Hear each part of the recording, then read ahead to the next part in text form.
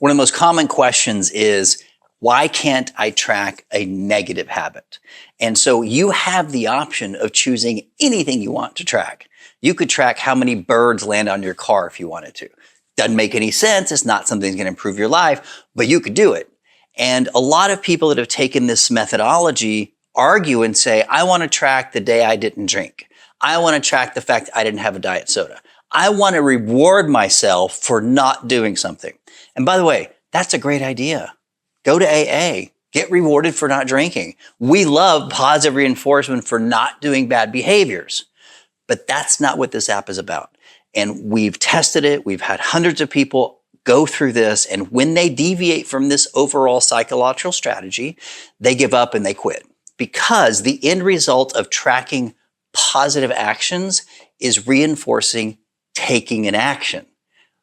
If you get 20 points a week for not doing something, and you're looking down from outer space, that person's just sitting on the couch not doing something. You're not really making progress toward what you want. You're not at the gym working out. You're not on a date developing a relationship with your wife. You're not spending quality time with your kids. You're just not doing something. So it's designed for positive reinforcement only. Now, here's the thing. If you are, let's say that you drink twice a week, you're like, you know what, I got a little gut on my, I'd like to stop doing that. If you set an enhancement to get up at 6 a.m., and if you give 5 points working out, over time, you'll realize, oh my God, if I drink at night and watch a movie, I miss my gym workout. Or if I drink at night and then stay up, I don't get up at 6. So your stats will go down if you continue the bad habit. But they'll go down and you'll observe it and go, I wonder what the cause of that, which is the whole point of the app. First, you have to get in the habit of tracking it. Then you have to get in the habit of confronting the results. And so the way the app works is it gives you a result like a Bitcoin graph or like a stock graph. The last month was up. This is great. Keep doing what you're doing. Stocks are rising. If you go 2 months in a row of a crash, that's like a real estate crash. Oh my God. Well, you can't sell. It's your life. You can't bail because the real estate's crashing. It's your life. What did I do the last week? What did I do the last month? What did I not do the last month? It's the same thing in business. The reason this app is so popular in this methodology is that it has you get in the habit of tracking your life habits, but then you take the same winning formula to your business. And then you track the things in your business and go, oh, those are the things that are moving the needle. If I do more of those things and less of those things, we make more money.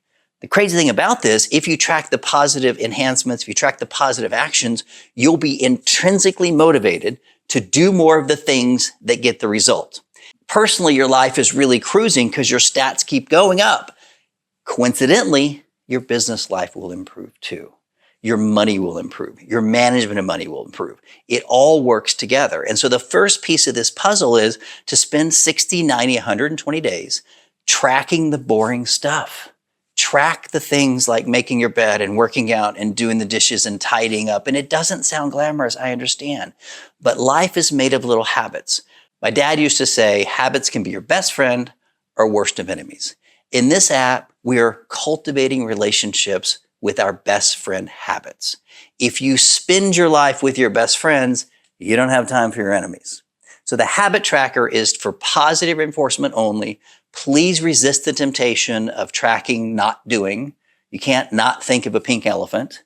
You can't not do something. You can not do something, but then you have to think about doing it to not doing it. So part of this is rooted in the psychology of language. So we don't even want you seeing the idea of not drinking, because then you're thinking about drinking.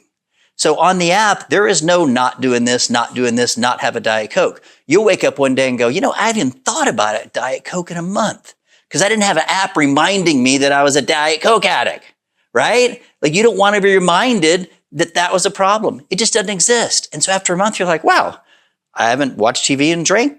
Wow, this is amazing. Okay, cool. So that's the whole point. We're not confronting it. So that's why you don't track negative habits, because you don't want to be reminded that that used to be a problem. And that's what it used to be, a problem. Now you're filling your life with better habits. So trust me, don't track a negative habit. Give yourself 0 to 5 points. That is the upper limit. I can go into the psychology of why that's important later. But in this essence, 5 is the maximum for activity. If you did something 3 times in a row, maybe you give yourself 15 points for doing that activity. So if you work out 6 hours that day. But generally, you want to keep these activities in chunks of activities, and therefore your graph is pretty level. Because people that give themselves 50 points for something, their graph looks like this, it looks like that, and now it's like a stock crash and everyone's bailing and it's 1928 again. Is that the right year, 1928? What was a stock crash? You know, I wasn't born then, so I don't know the answer to that. It was bad. So you don't want to look at your graph and be so depressed. So you want to keep those points between 5 and 1 point and then have a cruising, moving graph. So that's why we intentionally focus and track positive habits, and we avoid focusing or tracking negative habits.